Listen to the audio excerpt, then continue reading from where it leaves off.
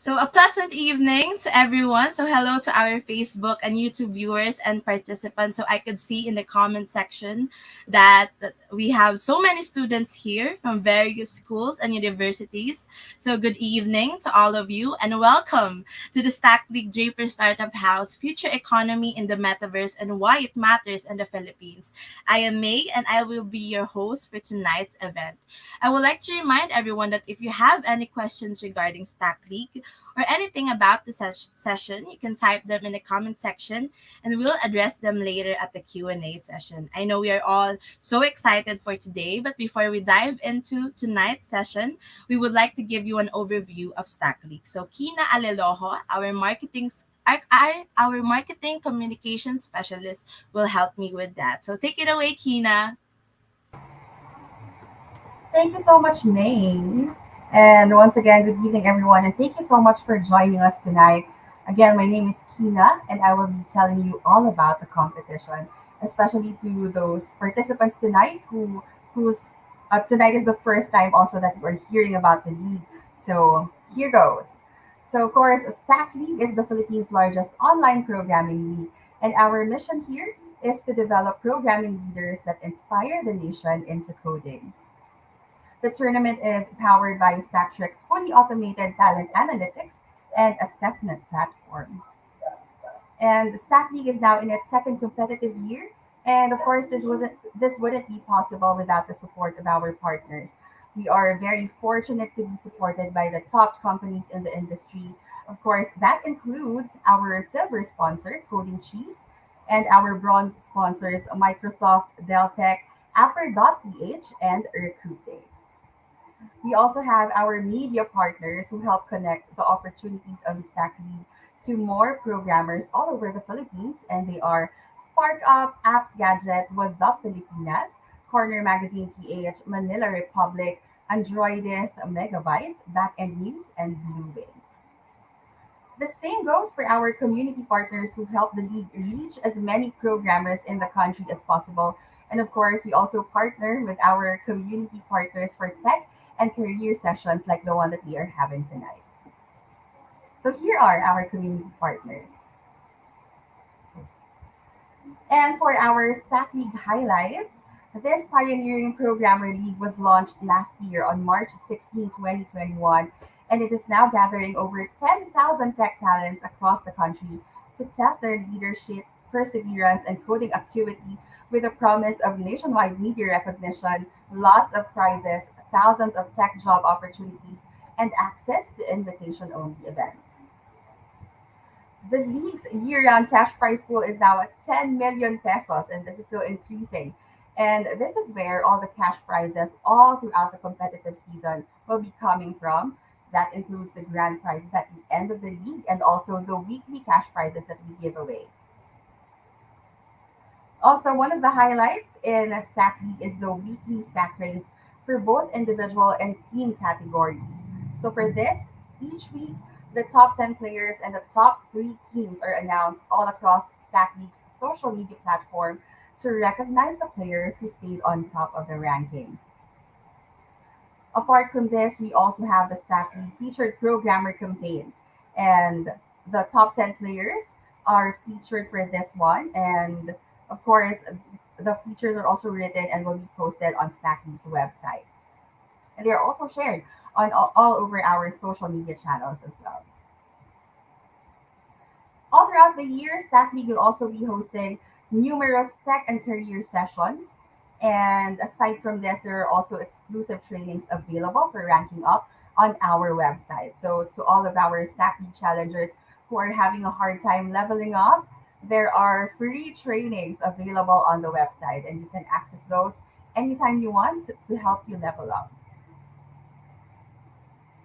The Stacking Ambassador Program, of course, is a year round initiative to reward Stacking challengers who go beyond the competition and inspire the nation into coding. And to tell you more about the Stacking Ambassador Program, here is a short clip for you.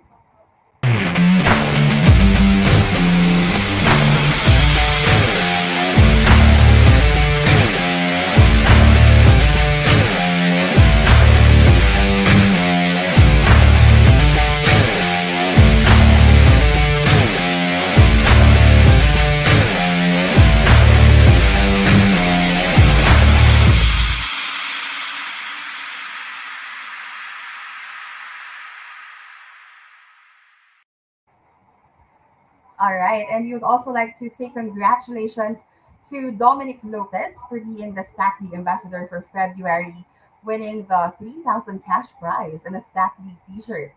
And if you want to be the next Stack League ambassador and win the cash prize and t shirt, the program is still open for March. So you still have until tomorrow to be our Stack League ambassador for March. And after that, of course, you can still vie to be the Stack League ambassador for April.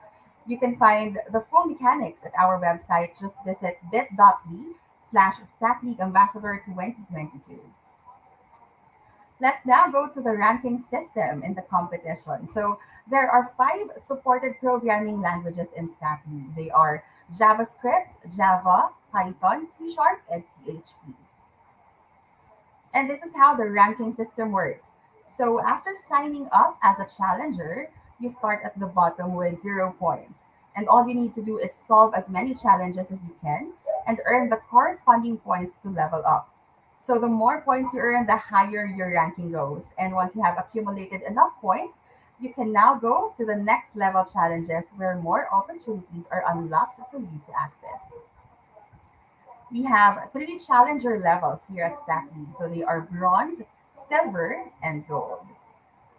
And what's different from this year's competition is the challenger level up, where Stack League challengers are rewarded with cash prizes each time they unlock a new level. So when you unlock bronze, you will get 100 pesos, and you will get another 100 when you get to silver, and 300 when you unlock the gold level.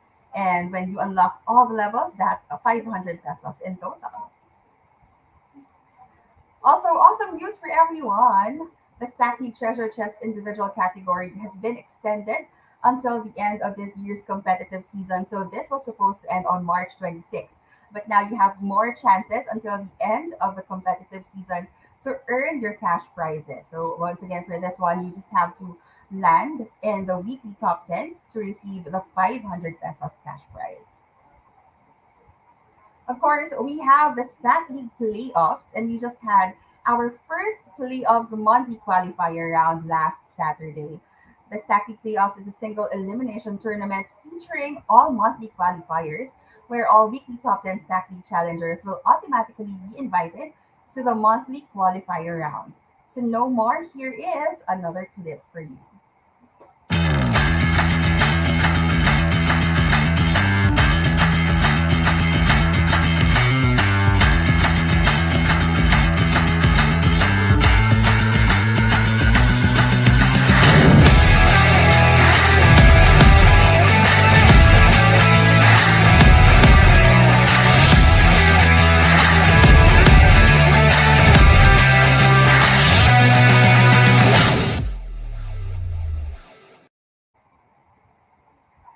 All right, you may also read the full mechanics for the Stack League playoffs on our website.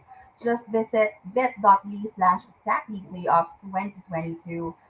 And that's it for the overview of Stack League. And of course, we would like to remind everyone that this is a year round competition. This is a marathon of coding challenges. So it is not too late for you to join the league. You can still catch up and be on top of the game. So that's it for me tonight. See you at the virtual arena. Back to you, May. Thank you, Kina, for giving a short introduction of Stack League. All right, so let's not delay any further. Draper Startup House is on a mission to make 1 million entrepreneurs by the end of 2030. The mission and vision is to connect startup heroes, co founders and teams, mentors and advisors, remote workers, suppliers, and partners, plus angel investors, and venture capitalists. Our resource speaker started his journey as an entrepreneur in 2010 with a trading company in Hong Kong, where he was bridging business between China and the Americans. He later ventured into real estate and Chinese investments, co founded MSM Luxury Estate China, catering to both high net worth Chinese investors and private equity funds looking for investments in the US and Latin America. In 2015, he led Elevate Lifestyle's expansion into Asia and the Latin America market in over 36 countries. In 2019, he founded Draper Startup House Manila and launched an online food incubator, Public House. He is passionate about food, traveling, and tech. But before he joins us in the stream, here is a short clip to know more about Draper Startup House.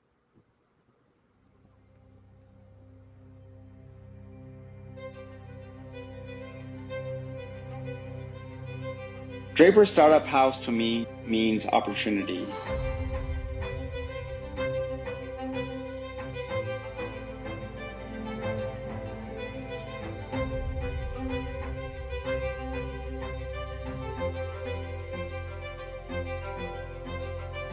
We believe that entrepreneurship as a mindset is the world's most powerful tool to help solve every problem that humanity will have. Hi, my name is Vikram Bharati.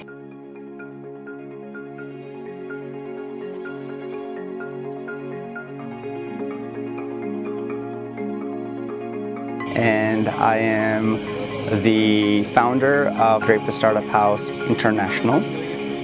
The impact that Draper Startup House creates in the spaces and the countries that we go into are multiple folds. By creating our international headquarters in Singapore, we help spark innovation throughout the city and want to help you understand your journey with our setup in Bali. We want entrepreneurs to travel through a melting pot of cultures and feel the entrepreneurial spirits of Asians in Manila. By visiting our flagship setup in Bangalore, the Silicon Valley of India, and experiencing the diverse startup culture, we want people to transition from the past into future when arriving in Yangon. Draper Startup House in Lisbon is in a very beautiful location. This space is a Victorian coffee shop that meets a Victorian library sort of a feeling. Most importantly, you need to feel welcomed. And Tallinn does just that by being in the best startup city in Europe.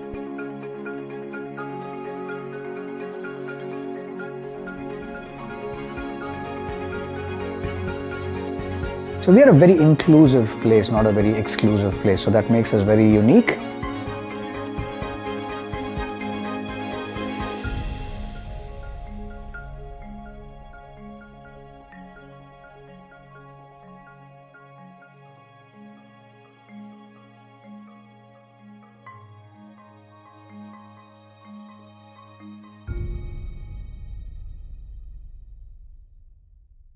Bonjour, je suis Guillaume. Hola, mi nombre es Cristian Muñoz. Hi, my name is Trisha Grant. Hi, my name is Shashi. Hi guys. Hoi, ik ben Anna Joke. Hi, my name is CK.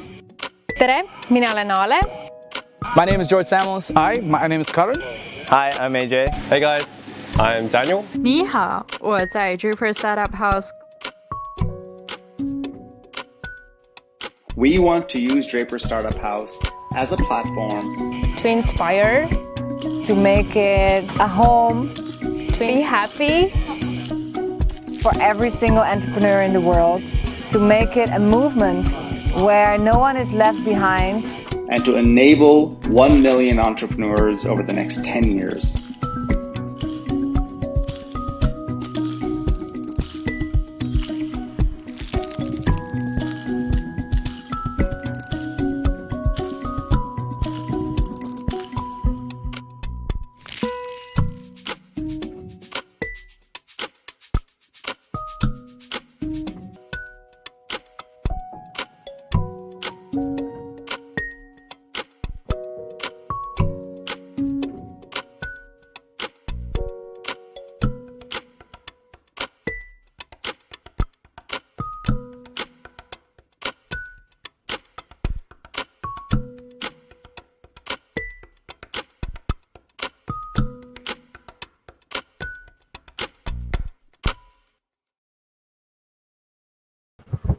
So everyone, let's give a warm welcome to Cristian Muñoz.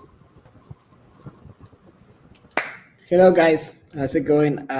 Thank you for being here and thank you for being so engaging. I see here on the comments and on Facebook that we have a very group of students and different coders, individuals. So it's a pleasure to be here tonight with you guys. And thank you, StackLeague, for organizing this. And what an awesome program. I was listening to the whole presentation and it looks super exciting. So congrats on that. And hopefully all of you guys get to join and be part of that community that is super important for all regarding entrepreneurship and here in the Philippines.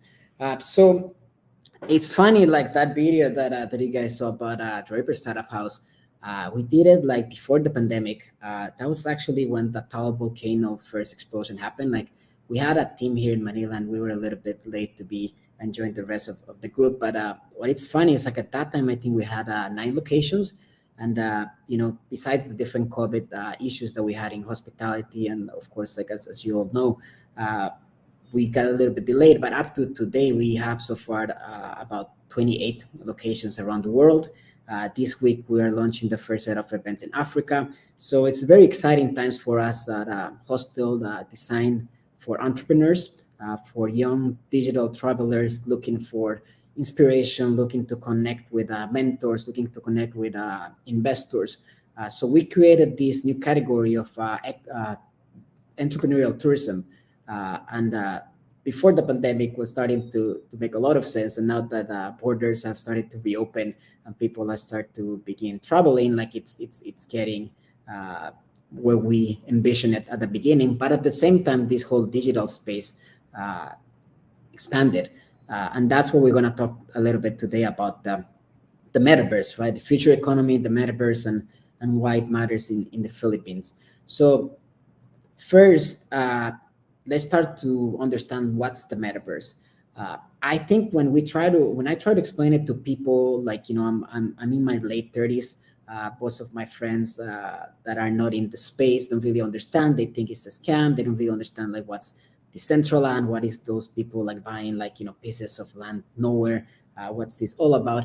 And I have come to the realization that sometimes thinking it as a space might confuse us a little bit. I think the way that I see it is time. I see the metaverse as the time that we spend in online spaces. There's another term that we use a lot, physical space, or we say in real life. Which is interesting because a lot of younger people say hey, what I experience in the metaverse is real to me, still feels, or it's in real life. So that's why I kind of use more the terms online physical spaces when it comes to that. But going back to the time component of it, energy, in that sense, I think, throughout history, we have moved our attention from the physical space into the digital space. We went from factories, workers to start using the computers, to start using the cell phone, and now VR, AR sets, and new technologies that are putting our attention in the digital space. So being in the metaverse, it just depends on the time we spend, in our cell phones, in the new technology that is going to come, and that's where the attention, that's where the energy goes, and that's why that space it's growing. If we go on EDSA and all we're looking is at our phone, nobody's looking at the billboards outside anymore. Nobody's looking at around us. Most of us, if you look around, are looking at our phones. So that's the beginning of the metaverse. It's the time, the attention span that we dedicate into an online space. It doesn't really has to be physical. I think it sort of complicates a bit things, but to me, it feels more of that time dedicated to our attention to be placed in that certain space, to be playing a game, to be putting things there. And that's why this whole economy is growing, because since our attention is there, we're not looking around any more of those billboards, we're not looking around all of as much of that advertisement, unless you're driving, of course. But that's one example about why a lot of companies, a lot of corporations are starting to see this space and how do they become an active player, invest in a property, in games, start engaging in this space, because obviously eventually a lot of our energy and attention would be, and time would be in the metaverse. And that's why to me it's a bit easier to see it or explain it under that perspective, instead of just imagining a online space where we go and spend time, right? It just kind of feels a little bit difficult to explain, at least to older people. All of you guys are very young, probably in your early 20s, so it's a lot more easy for you guys to understand what is the attention span and like playing the games that you guys play, and how maybe like that has evolved. So you guys are a lot more familiar with this space, especially with the background in computer science and coding, and most of the time that you guys spend in front of a digital device. So that being said, to the next slide, these are some questions that typically like we ask, and a little bit of the structure about like the metaverse and the economy. So how would the metaverse impact in real life? As I was saying, like the time and the attention that we dedicate to this space have changed the way that we interact. A lot of people play sports, like we still like go out and play basketball, we play football, but more and more people are starting to stop watching like some of these like games, like the Champions League in football. Like I'm from Latin America, so we do watch a lot of football, soccer, and right now, like statistically, a lot of the attention span into those kind of sports has been going down. A lot of it is going into new games, into other sort of like Fortnite, Axie Infinity. Like the younger generation starts, their attention is not like as much in that space as it used to be when I was growing up. Another example is like we used to be friends with our neighbors, like engage a lot from a geographical point of view, and right now I think we all starting to have like online friends. So we go to these social media platforms or the Web3 sort of like spaces where we meet new people, and we start engaging with them, and like we start making friends of people that are not physically in front of us. So in that sense, that the geography starts to be a little bit less relevant. The other part is the identity. Like when we meet and interact with these people, like maybe we're an avatar, like maybe we just create our own sort of like way that we want to be seen in this metaverse reality. So we pick different ways that we want to look, like different colors of our hair, like different styles, and like we sort of like change a bit of our identity and like start using that in this space differently from the way that we do things in the physical space. Those are like some of the main examples of like how we start to transition from things that we used to do more in the physical space, and now we start to engage more in the metaverse. COVID was obviously a big catalyst for this. We just couldn't go out, so like all of our energy, all of our attention went online, and that's where it really made a bit of an inflection point for the metaverse space, which obviously has existed for many years. But I guess like this was a bit of that catalyst to have most people get into that space and like start making friends, start joining live stream platforms that are popular in the Philippines, like Kumu, start joining more Facebook live streams, start doing their own TikToks, start buying online groceries, start ordering delivery, right? So this is all sort of like components of a Web3 space, not yet like metaverse, and I'll explain like a bit more of what builds a bit of the metaverse, which is the next slide that goes into blockchain technology. So probably you guys have heard like as coders, and probably there's some like coders in the blockchain space about the blockchain technology and the different technologies that are there, right? Like it's different protocols, like the Bitcoin blockchain technology is one, Ethereum, Solana, and it's very interesting because all of those technologies are creating sort of like network or communities inside that. Ethereum allows to build on top of it and creates sort of like a whole culture inside that, as it is happening right now with Solana, as it happened right now with Avalanche. So a lot of the communities are starting to be built around that. And to me, that's very interesting. And that's something that we're going to start seeing a lot of those blockchain technologies evolving and having their own universes, ecosystems inside that. Hopefully at some point, like, we're able to jump between ecosystem a bit easier, between like, a Ethereum protocol sort of community to Solana or Avalanche or different like games. Still in the process of that being developed, and that technology, as well as all of this technology getting more green friendly, being more faster, like more accessible and cheaper than what we're seeing so far with protocols like Ethereum, which is a bit expensive to transact NFTs and gas fees and other things. But this is sort of like what enables the metaverse, that we're having this technology that we're able to create this universe of gaming, of NFTs, and all of these terms that I'll go explaining one by one. But like, just wanted to explain like how the metaverse is sort of a more holistic reality when we see this blockchain technology taking place, and we going into this space and like using a decentralized app or game that is being played under the Ethereum protocol, and then we interact inside that universe. Is what Silicon Valley, like very well-known person Balaji, calls so like network states.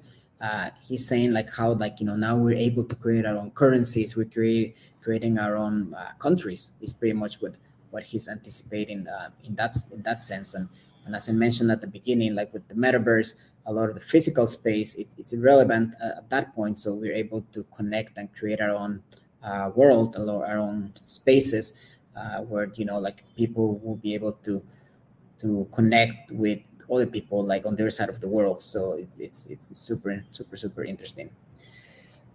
All right, so the other big component that we have in this technology is like the decentralized and centralized side.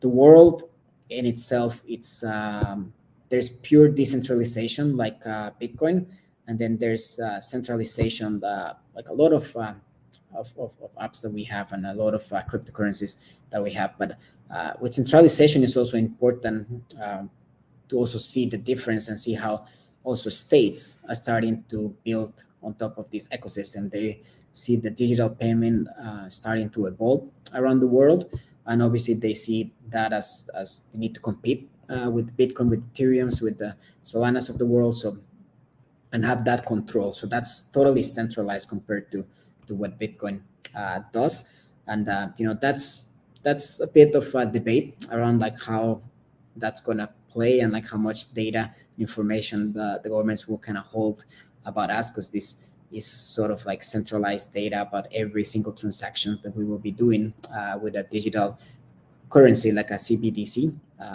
central bank digital currency, with China.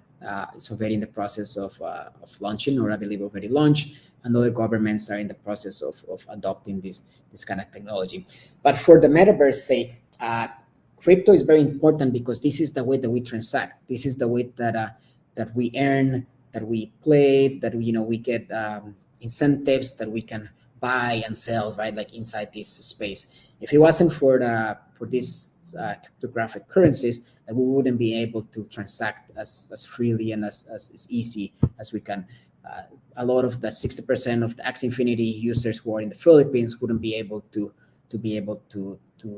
get the tokens that they need to play in Axie Infinity, buy the NFTs that they need, and start minting, start playing, start earning. So crypto enables all of this to happen, and that's why it's so important. It's sort of like the flow is kind of how we trade and how we're able to make the metaverse financially viable. Some interesting things about the cryptocurrencies, a bit how we are adopting it outside the metaverse, are examples of countries that are also using it. Like, for instance, El Salvador is one of a small country in Latin America, in Central America, that is using the Bitcoin as a legal tender. It's a very interesting exercise or example about a country that has already been using the US dollar.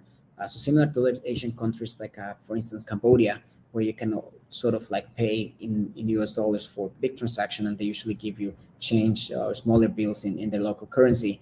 El Salvador was already dollarized.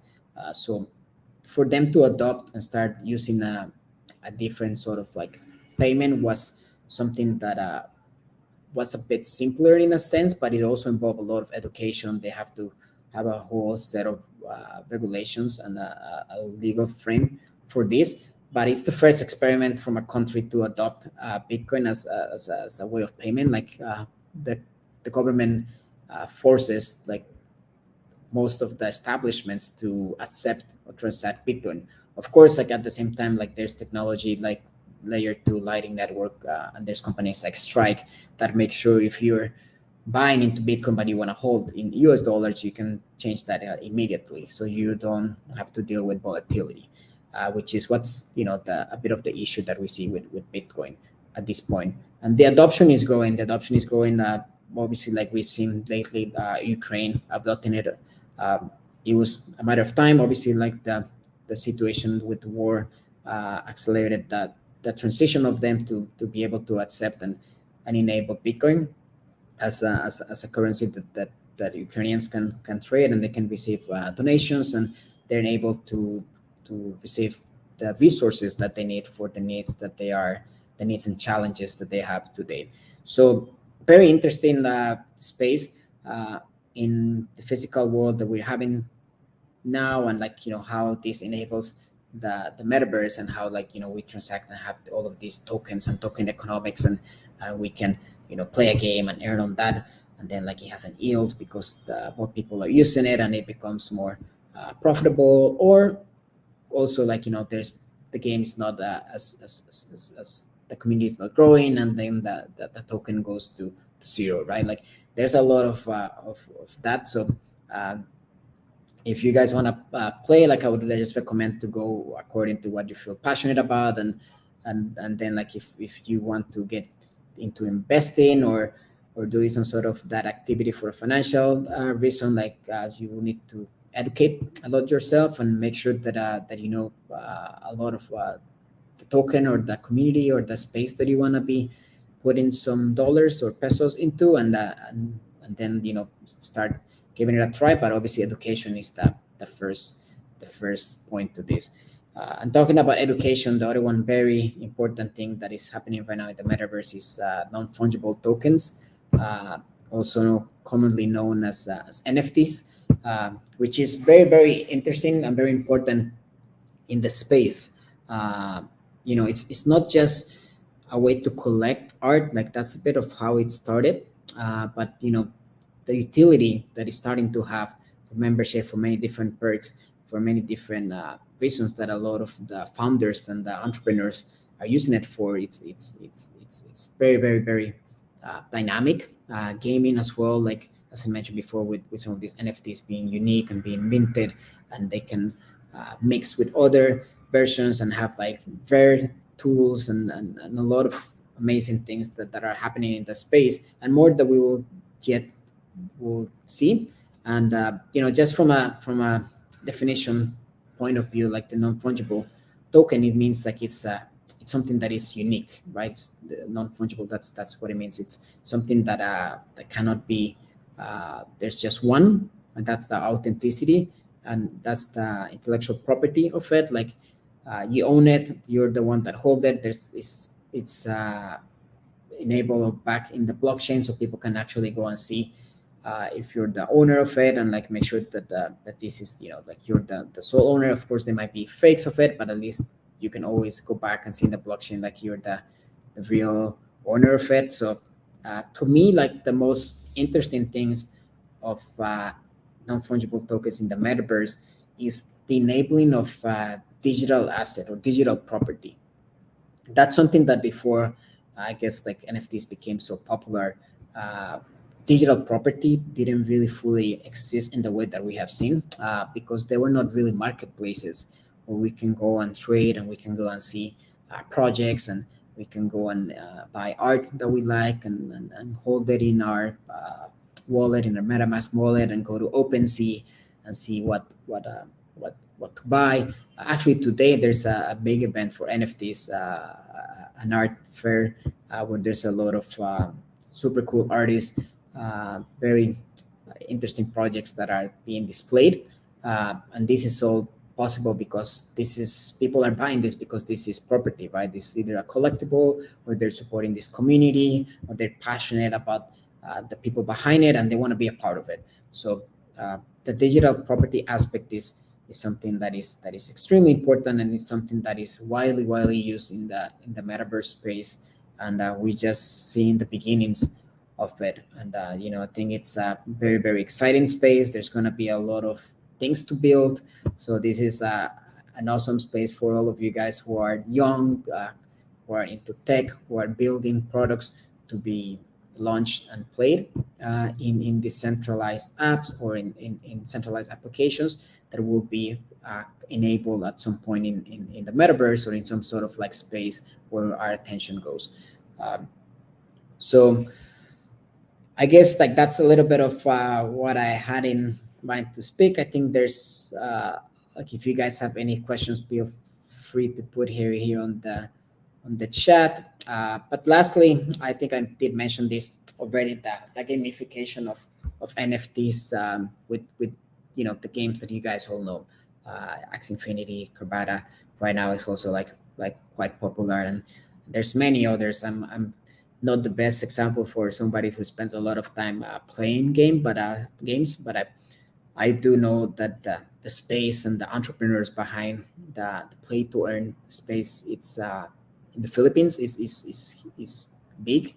It's one of the biggest around the world in terms of adoption and users, and that's an opportunity. That's something that I think the Philippines it's ahead of many countries, probably in the top 5, in my opinion, for what I have seen. Because just the adoption, the way the Filipinos already know how to navigate this space is a competitive advantage, because a lot of the future work, a lot of the way that we will interact in the future would be under these principles. A lot of the outsourcing jobs, a lot of the things will be gamified. We'll be driving trains from our cell phones or from a VR set. We're going to be doing all of these job tasks remotely, and we don't have to be physically driving a car, right? Like we can have some sort of like autonomous AI sort of component to a car, but obviously they might have to have some sort of like human interaction. And that absolutely, I see this being outsourced and being set up in a sort of gamified sort of way where, if there's a problem, when there's something, like the human comes and interact, and then the machine, it's the one that are handling most, like 80% of it. So exciting times for the Philippines, exciting times for a space to be active, like you guys, young students, digital savvy coders. This is your time, and this is the best opportunity for you guys to start engaging into this space. What opportunities the metaverse will have? I mean, like this, we just seen the tip of the iceberg. I think there's gonna be so many new things that are gonna be built, and as I mentioned, the Philippines would be ahead of this curve because of the way that it's been adopted, the way that people are using it, the way the excitement around it. I think like a lot of this economy will be backed and supported by Filipino entrepreneurs and by Filipino users. So it's a very, very exciting times, and very good to be based here in the Philippines and anywhere in the world. All right, then last question that I get asked a lot about the metaverse is like good or bad. Like it's kind of like the typical question you get asked when you get old, like how was the past, was it good or bad? I think I typically don't like defining it on the good or bad sort of like scenarios. I think it's just different. I think it has its pros and cons. I think there's ways that it could go that at least older people might see it as crazy, like they don't know why people are spending so much time with a VR set or behind computer. But I'm sure that when they were young, like they were also doing things that were crazy for their parents. So I just think it's just different. I think it just shows the human behavior of what is that we're interested in. There's elements of obviously like the physical space that we need to maintain and be able to exercise and stay healthy, and that part that of course will be important. But at the same time, like like with the right technology, with the right communities, like we can also like be exercising in the metaverse. We can also have like all of these spaces, and like maybe it is even more fun than going on a hike or surfing in the physical space. Who knows? The experiences and the way that we will feel will matter to us, and like we will be the ones that will decide like this is something that I feel like it's for me, or it's more fun than like going and doing it like in the physical space. I think that's something that we will see in the future when that technology and the hardware is enabled. As it happened with cell phones when they got very, very affordable to the point that everybody has one. That's gonna happen at some point with the technology that would enable more the metaverse, potentially VR sets, virtual reality. It's the most obvious one, but who knows? Maybe there's other gadgets and devices that will give us access to this metaverse reality. All right, so thank you again for joining this event. Like it's been a pleasure to talk to you guys, and we wanted to invite you guys to an event that we're gonna have this next Friday at Draper Startup House. It's gonna be an HR event, so it will be very important for you guys to kind of like understand and see the guidelines and setup that a lot of the country recruiters are using, and like how to grow your career and apply for jobs and then grow.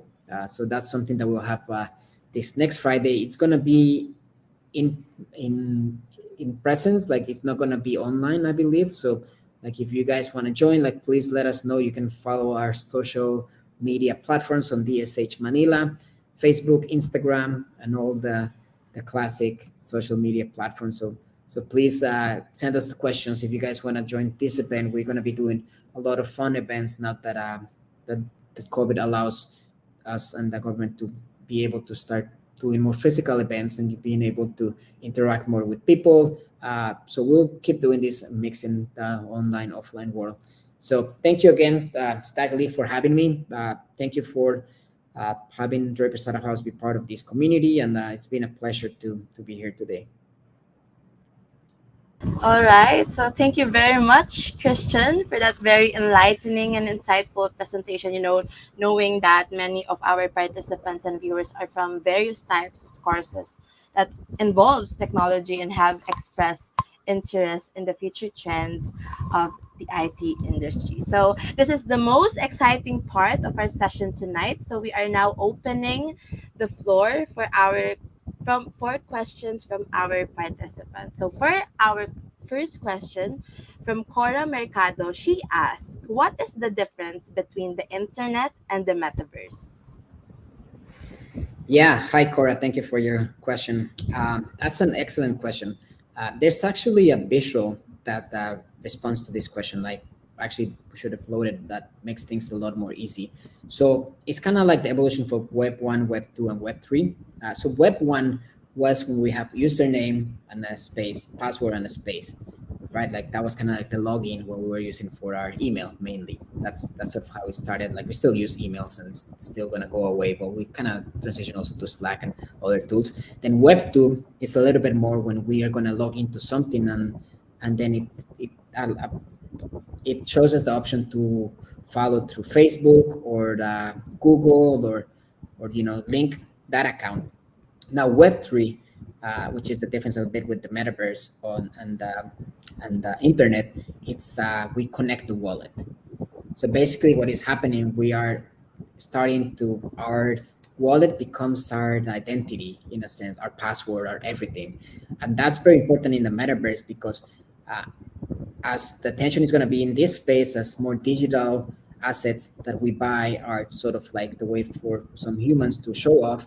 Like people will want to have like public wallets. It's kind of like when people see like posting on Instagram like people with the fancy cars and stuff. That's what's going to happen with the metaverse, and the connect through the wallet would be like the next phase of like the way how like internet or Web 2 to Web 3 sort of like evolution would happen. It still go under like principles of internet, so wouldn't like say it's separate. I think it's just sort of like evolution of like Web 1, Web 2, and Web 3 in that space. So that's a good visual that will help you understand it. And like, for you to be able to join those spaces, you're going to have a wallet, a decentralized or centralized wallet, and you're going to be able to have money on it. If not, or cryptocurrency. If not, you're not going to be able to join those spaces. So, all right. So thank you, Cora, for your useful question. So another question from John Rico. He asks, what new dimensions will the metaverse open for sustainability?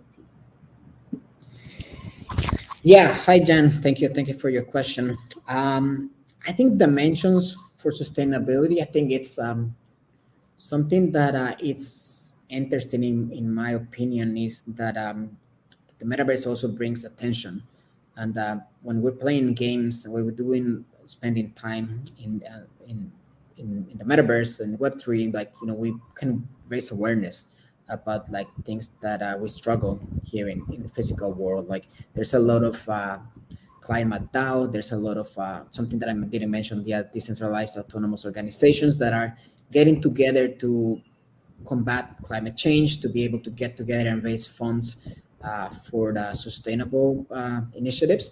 So that's something that before, like, how do you like, I mean, yes, there's crowdfunding platforms for a cause, but it's as complicated. Like, it's just so many currencies, like where you put, there's so many scams. I mean, same in this space, like there's a lot of scams, but at the same time, there's a lot of good people, like wanted to get together and make a change. So I've seen a lot of DAOs, group of individuals being organized to engage into good causes. And that's something that the Web3 and the metaverse has helped us get together and move fast. Not in the sustainability reason way, but like also like we've seen how many donations and how the movement that had helped Ukraine in a sense. I mean, I don't want to talk much about the use of war and that, but like I mean, it's something that like it's enables and helps like move fast. But very good question, and like that's just the tip of the iceberg of what I've seen. Like getting people together, organize fast, raise funds, and be able to act. Not just wait for governments to do things, that we can get together and be able to act as a group of individuals. Okay, so thank you, John Rico, for that question. Another question from John Renz. He asked, how does metaverse intersect with investing? Right. So the way that it intersects is so there's appreciation for that. If some communities are growing, if some tokens are being more used, and you are an early adopter, they will go up in value. So that's why like there's so many play to earns nowadays. If people go and start playing a game and more people start playing it, they're like, and there's like a good team behind it, and do cool things about the game, like make the right fundamentals about how to manage the NFTs and the gamification of it, like Axie Infinity has done. Then the early adopters will their NFTs or their sort of like avatars will be like more valuable with time. So that's just one example of like how like in gaming happens as well, like in NFTs. I mean, you guys probably heard about CryptoPunks or the board Ape Yap Club. These are like pieces of culture that are people invested, and now there's fractionals of it. Like obviously, like probably we can't afford to buy one, but maybe we can buy a little piece of it with many other people, and like this is gonna be like the next cultural effect. Like there's gonna be movies, there's gonna be a whole intellectual property. So it enables us to have digital property on the next sort of like characters, the next Spider-Man, the next entertainment, and things will be these sort of like individuals that all of us will create. All right. So thank you, John Renz, for that question. Another question again from Cara. She asked, how would you explain briefly metaverse to someone with no tech background but who are interested but also hesitant? Yeah, I mean, a little bit of what I mentioned at the beginning is just, I think like putting as the time that we spend like in our phones, like that's a metaverse in a sense.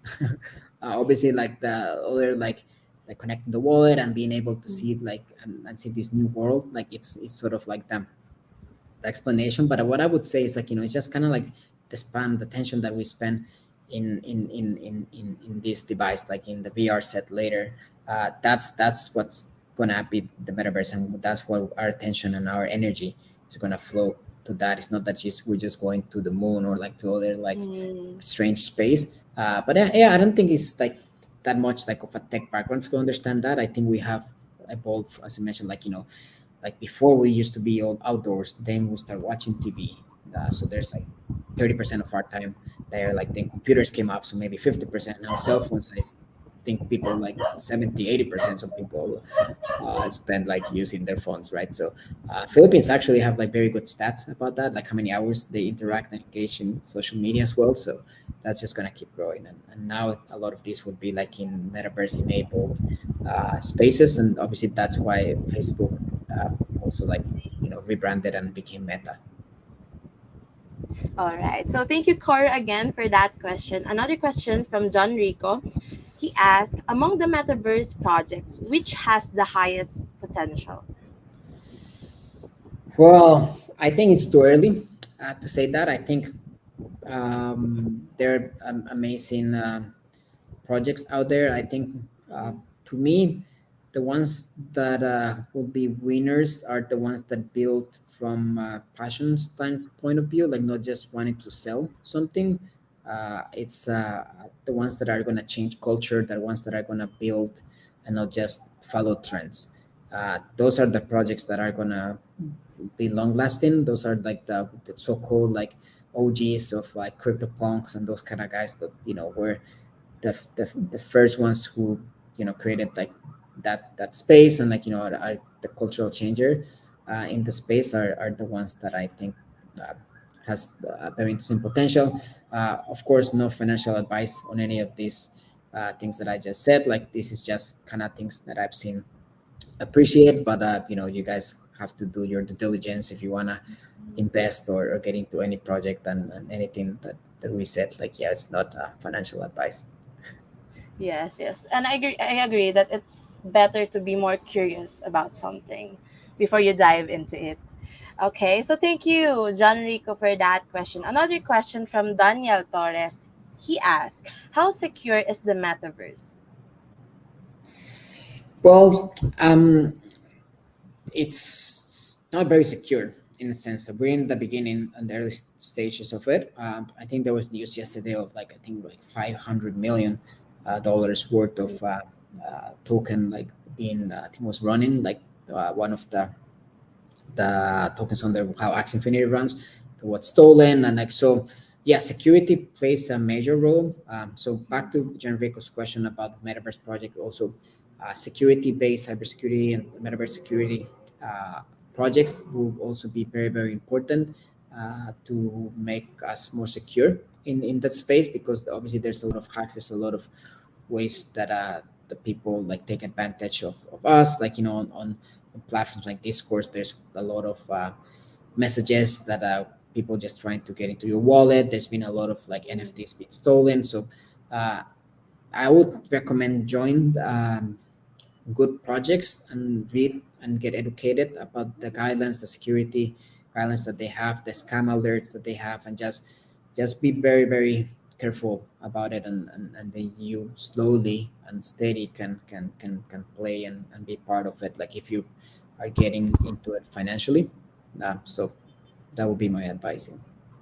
Okay, so thank you, Danielle, for your question. Next question is from Ichigo.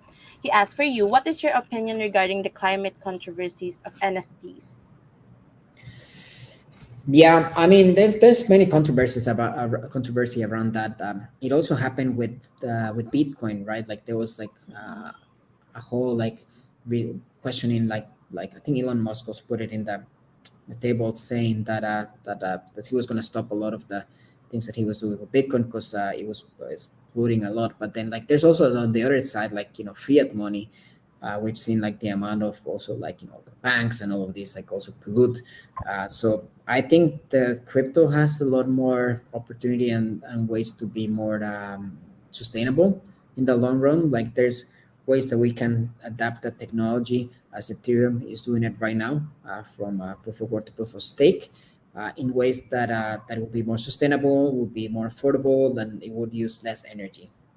That's a challenge still, but same with everything that we do in life, like requires some sort of energy, and we just need to allocate better resources and sustainable energy to mine, but at the same time also make the technology more eco-friendly. But I would question like how much is it there's a debate around like fiat and banking and legacy institutions being as more pollutants than Bitcoin, for example, because that was like one of the main debates about like Bitcoin pollutes and all of that. But like at the same time, like the financial institutions know that they're not creating any sort of like pollution. And also, additional question from him again. He asked, as a student, is it advisable to delve into the metaverse as early as now?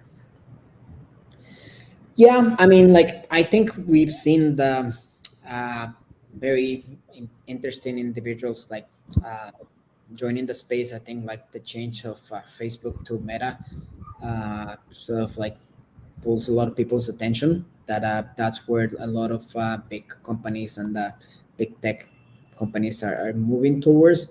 I think like it's something that will come naturally. I think it will be steady, and if you're interested into that space, then you can explore. If you're not, then you can just uh, go with what you like in life. I would just think that way. That it's just an opportunity. I believe so because it's enable us to play a global role in a global economy, the low friction way.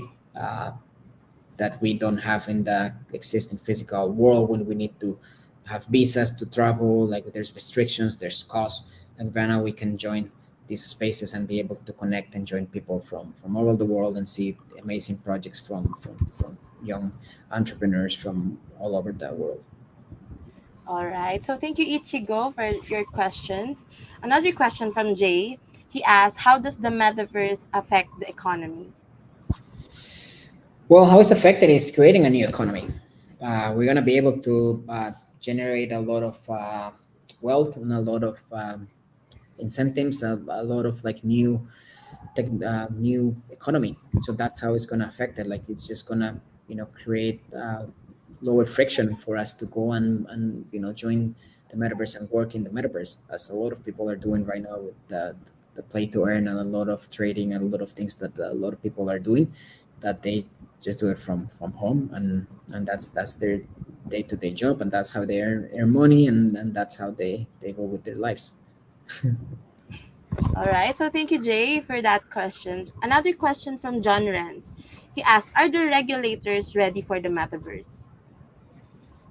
Well, they are getting ready. The U.S. government is getting ready for it because obviously they have a very high incentive that is to tax this space. They have already said that they're not going to ban it like countries like China, uh, because they see the upside of getting taxes and regulating it. It's more appropriate for them than just trying to make it illegal and just sort of like be a gray zone that sort of like is the example of China. So I think history will tell us, like time will say, like the China experiment versus like regulations. But in my opinion, it makes sense for governments to regulate, and that's their way to also to get part of the pie, part of this new economy, and get taxes and be able to fund their governments. All right. So thank you, John Renz, for your question. And another question from Facebook, Cecilio. He asked, are there any Filipinos who create Web3 for metaverse?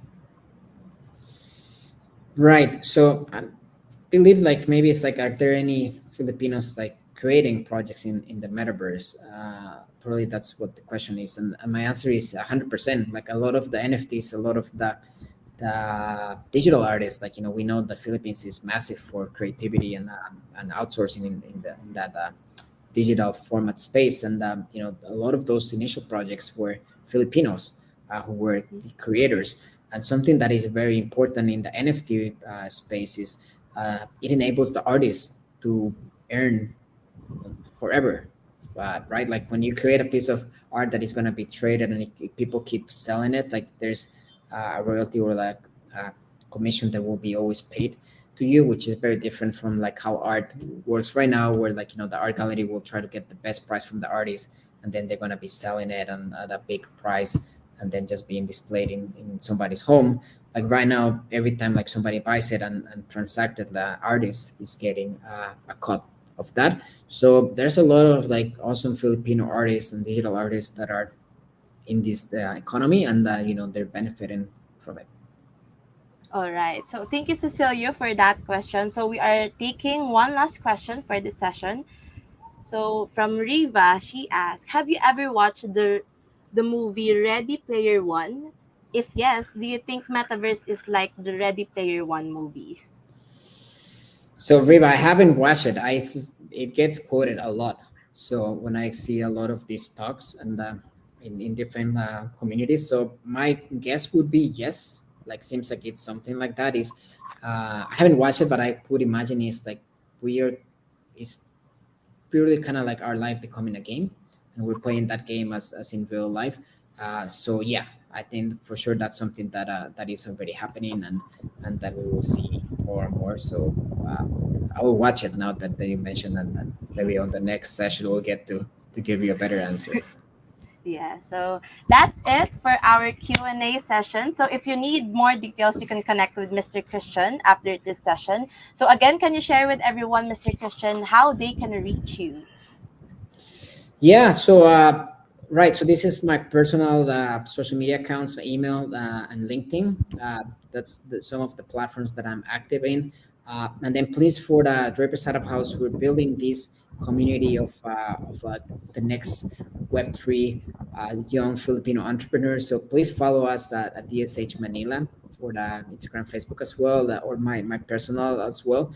And we're gonna be creating a lot of cool content in this space and more other spaces. But our focus these upcoming years is going to be building this community, because the potential that we see in the Philippines, it's an awesome opportunity, and we see us as being a very active player in that space, since we come from a community of investors and entrepreneurs in that space, in this crypto metaverse space. So we want to help connect with investors, with capital, with mentors, with co-founders, with technology enablers, and that's what we're doing in our space in Poblacion, Makati. Probably soon trying to open new locations very soon. Happy to say that we have 28 around the world, and counting. So yeah, hopefully soon we get closer to your neighborhood. All right. So thank you to everyone for your questions. But before we dive into our announcement, is there anything else you want to add, Christian? No, like thank you for engaging. Like thank you for all the questions, and this has been a very interesting Q&A. So I'm happy that you guys all were very interactive, and appreciate that all the questions, and they're all amazing. So hopefully we get to do more events like this, and thanks for inviting me and having me. All right. So thank you everyone for your questions again. And thank you, Christian, for answering our participants' question. And of course, for that very insightful presentation. So we do believe that the metaverse is constantly expanding and learning. And truly, as you have said, that this is our time. It's an exciting time for all of us to engage in this kind of space and learn more from it. So thank you, Christian. All right. So once again, we just want to thank you from to all our participants who joined the Q&A session, and also thank you, Christian, again for answering our participants' questions. So right now, let us dive into our announcement. So here are the upcoming StackLeague events for March and April. For March, we have StackLeague Recruit Day Career Session Women in Tech on March 31, Thursday at 6 p.m. And for April, we have StackLeague Mozilla PH, Mozilla Common Voice, Crowdsourcing Speech Data for Public Good on April 6, also at 6 p.m. Next is StackLeague Phil IT Org Tech Session, The Rise of Intelligent Automations on April 13, Wednesday at 6 p.m. Next is StackLeague GDG Cagayan de Oro session, How to Create a Simple Style Guide for Design Development Handoff, also at 6 p.m. April 20. Next is StackLeague Angel Hack Manila, Intro to Angel Hack and Community Building on April 27, also at 6 p.m. So there are a lot of opportunities for you to learn here in StackLeague. So go ahead to fb.com/StackLeague/events for the registration details and get the latest update. So StackLeague Ambassador for March is still accepting entries, so you can earn your ambassador points now. Visit bit.ly/StackLeague Ambassadors 2022. Also, make sure to earn league points to unlock the challenger levels and receive the prizes. So that's all for the month of March and April announcement. So on behalf of the StackLeague team, I would like to say thank you to everybody for joining the StackLeague Draper Startup House, Future Economy in the Metaverse, and Why It Matters in the Philippines. If you don't have a StackLeague account yet, make sure to sign up now at stackleague.com, and of course, invite your friends and family who you think should be part of the league. So I am May, and see you guys at the next StackLeague event. This has been your host, May. Good night, everyone.